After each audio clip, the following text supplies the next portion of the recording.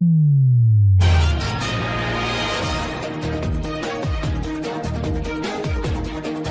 watching Sun TV, broadcasting to the world from studios in Providenciales, in the beautiful by nature Turks and Caicos Islands. Sun TV, your source for real news as it happens.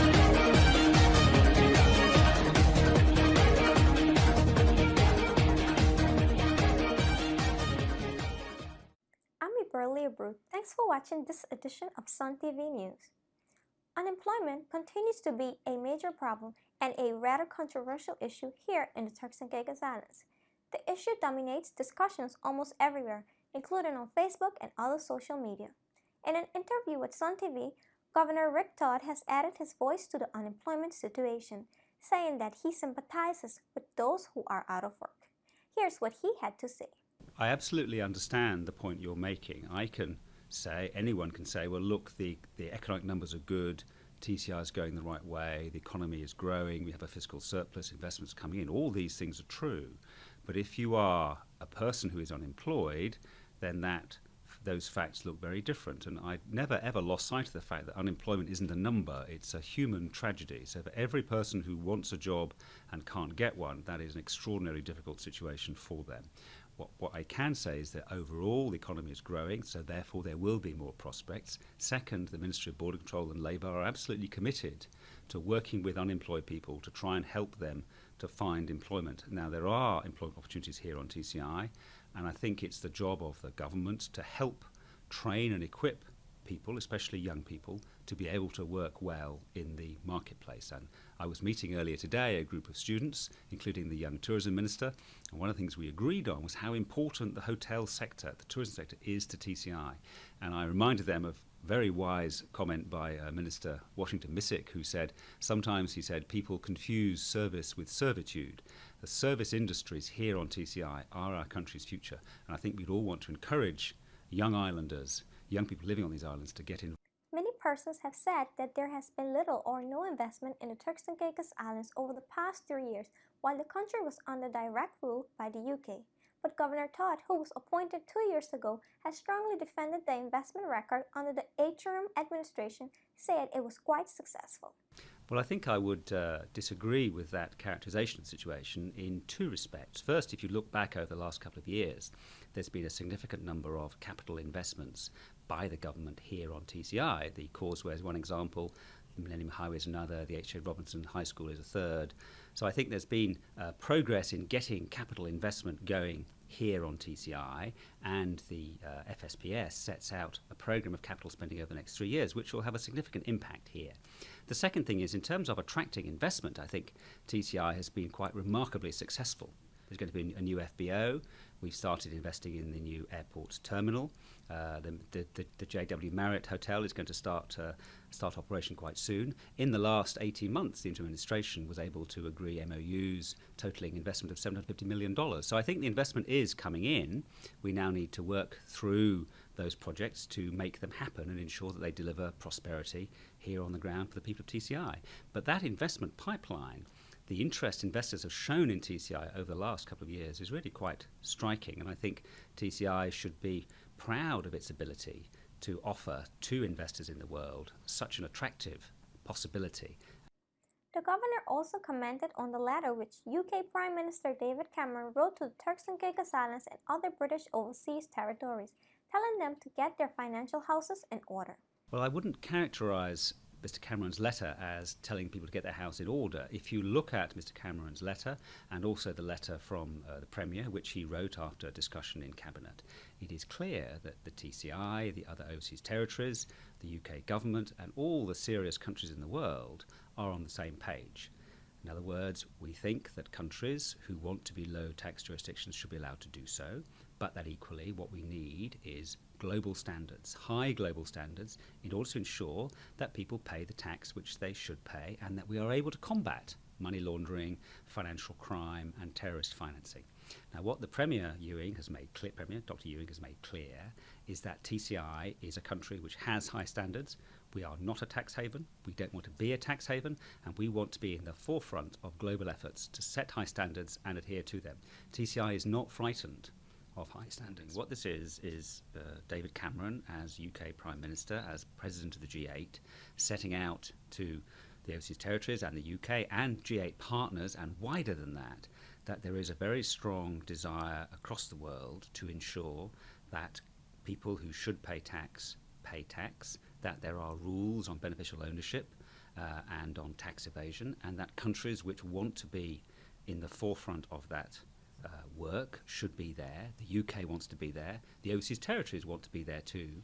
As I've said before, the idea of high standards is not frightening at all for TCI. We don't have a big financial services sector, but it is important to us. We want to develop it, and the way to develop it is to be one of the best in the world. Sun TV also asked the governor to comment on the recent bulldozing of houses in the Five Keys area. For all the time I've been on TCI, people have been concerned about illegal residences, about squatting, if you will.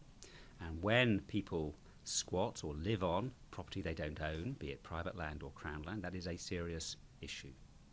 What happened here is that the AG's chambers, the Crown Land Unit, working together very closely with the Ministry of Border Control and Labour, carried out an operation in which they drew attention of people who were living in illegal homes, that they were living illegally, and that they needed to move to regularise their position. What they also did was they carefully removed structures which were illegal but half-built and not actually residences. Now, all the time I've been on TCI, one of the biggest single issues people have raised with me is frustration that the rules aren't being enforced.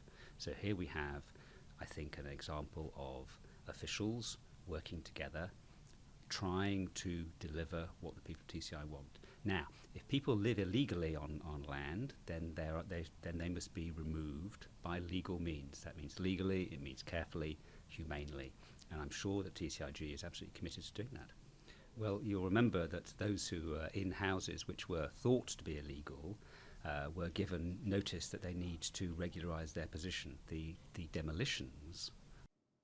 We also asked the governor about the budget which was supposed to be delivered in April, but which has been delayed.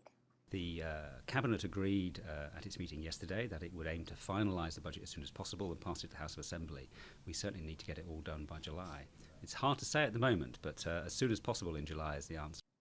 Governor Todd was also questioned about his recent trip to London, where he attended the annual leadership conference. We asked him whether the FSPC, which was approved by the UK, means it will be the end of that. All of the ambassadors and governors, high commissioners of the FCO gather together for a week, and we meet ministers and other senior officials. I took part in the plenary sessions. I gave a talk, a lecture about what happened in TCI the last 2 years. I was also able to meet Mr. Simmons and a range of officials and talk about TCI and explain how well TCI is moving forward and all the reasons there are for optimism about TCI now and its future. I think the view in London is that TCI economy has been growing over the last few years, that the economic data here on TCI is data which a number of other premiers would love to have. There are many countries across Europe who will be delighted to have unemployment of less than 10%, an economy which has grown every year for the last 3 years, significant inward investment coming in, a public sector surplus, and the debt being paid down. If you went to the Prime Minister of Spain and said, would you like TCI's data, he'd probably bite your arm off. So I think there are a lot of reasons to be confident about TCI's economy, and that is very much the mood in London. I was also able to report to Cabinet yesterday that the Secretary of State William Hague has approved the FSPS, which was presented to him by the Premier just a month ago, and now we're able to proceed full speed with finalising the budget. Cabinet had a discussion of the budget at its meeting yesterday, and it's going to have further intense discussions before it presents that budget to the House of Assembly. The FSPS, which was presented by the Premier, did not include VAT. It included a number of alternative measures to replace VAT. What Mr. Simmons made clear in his letter in February was that it was a choice for the government of TCI not to have VAT, but it needed instead to put in place sustainable tax systems. So therefore, the question of the tax system is for the government to decide, provided that, of course, it raises the revenue TCI needs and is able to meet the conditions, the requirements set out in the FSPS. What the FSPS does is essentially it sets out a fiscal strategy for the next 3 years. It sets out what the government's priorities are. It sets out what revenue will be, what expenditure will be, both recurrent and non-recurrent. It also sets out what the capital spend will be and how TCI will move towards paying down its debt and being in a position in 2016 to borrow money without a DFID guarantee. And the FSPS sets that course. Secretary of State has approved it, and now we all need to work together to make sure that we can deliver those numbers. I think the Secretary of State was happy to accept the FSPS. He recognises the enormous amount of work which went into it, done by ministers, the Cabinet, the Ministry of Finance and the CFO, to put TCI in a position where it has a pretty solid-looking programme fiscally for the future. I'm Burley Abreu, and thanks for watching Sun TV News. Join us again tomorrow when we bring you real news as it happens directly to your computer or mobile device.